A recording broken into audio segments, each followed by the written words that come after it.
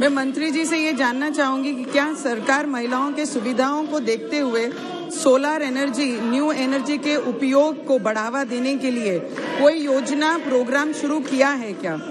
ये gas cylinder का एक अच्छा विकल्प भी बन सकता है। यदि हाँ, तो इसके लिए अभी तक क्या प्रोविजन और फंड डिक्लेयर किए हैं? और सर, एक चीज और पूछना चाहूंगी कि सोलर एनर्जी को हमारी सरकार प्रमोट कर रही है, पर सोलर एनर्जी पे 18% जीएसटी लगा रही है। उसके लिए अपनी सरकार प्रमोशन को और बढ़ावा देने के लिए जीएसटी का दर कम करेगी क्या इसी तरीके से इसको आगे बढ़ाएगी?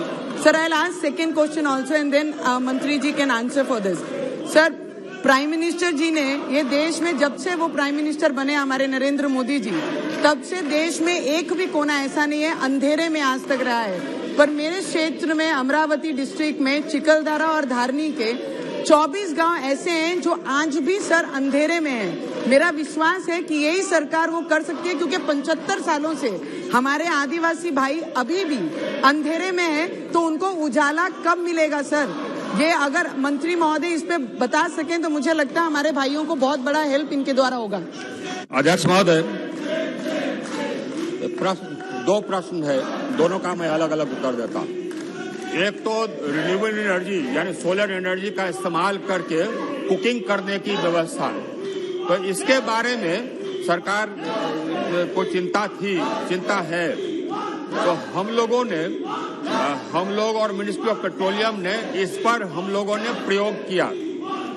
दो तीन तरीके के सोलर चूल्हे, सोलर कुकर डेवलप हुए हैं और वो अभी ट्रायल में है। अभी उसका दाम अधिक है।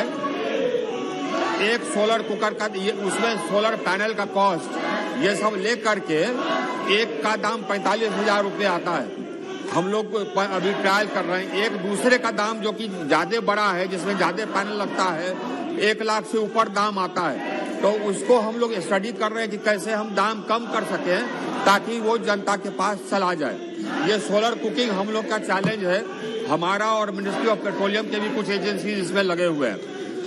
दूसरा पहलू था, माननीय सांसद के क्षेत्र में बता रही है कि कुछ गांव ऐसे हैं जो कि विद्युतीकृत नहीं है।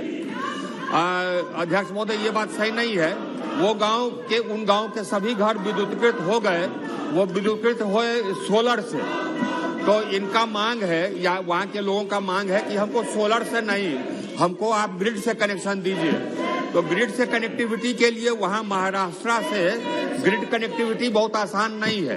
तो महाराष्ट्र और मध्य प्रदेश सरकार बातचीत कर रही है कि कैसे हम लोग मध्य प्रदेश से उनको ग्रिड कनेक्टिविटी दे दें। इनके जो 24 गांव हैं, हमारे पास अध्यक्ष महोदय सर्टिफिकेट है ये महाराष्ट्र शासन का दिया हुआ है, जिसमें कि वो प्रमाणित करते हैं। 2 सर्टिफिकेट मेरे पास है, 2 बार, जिसमें कि उन्होंने प्रमाणित किया है कि ये सारे गांव, इधर सारे गांव के जितने घर हैं वो सब सोलर से एनर्जाइज हो गए।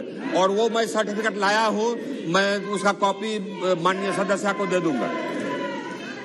माननीय मंत्री जी कभी भी माननीय सदस्य को डायरेक्ट नहीं देते हैं। आप यहाँ पर टेबल करते हैं, टेबल से जाता है। माननीय सदस्य, मैं टेबल कर देता हूँ। आपको नियम प्रक्रिया ध्यान देना चाहिए। सर